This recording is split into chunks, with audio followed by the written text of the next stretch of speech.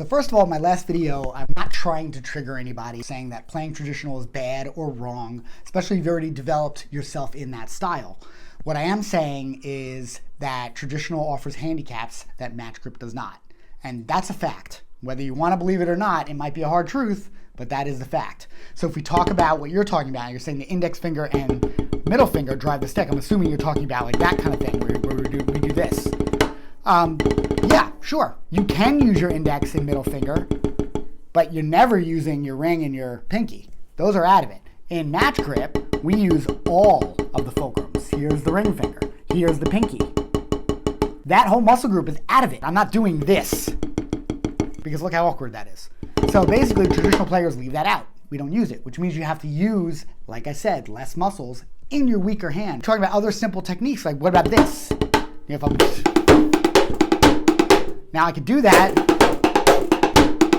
pull out and all that work with just my thumb, my index, my middle, and my radial, where I have all of my muscle groups working inside a match grip. It's a straighter line. It's an easier road. It's an easier path.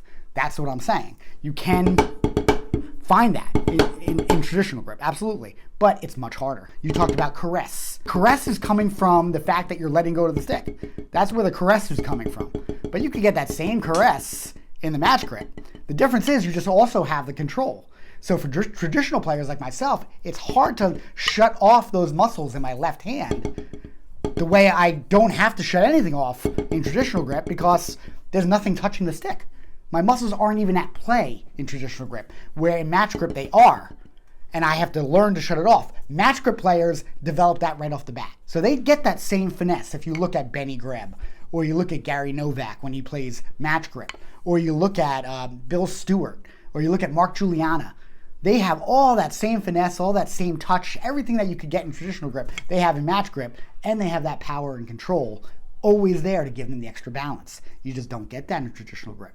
Now, you can get it, it just takes a lot more work. You have to find it.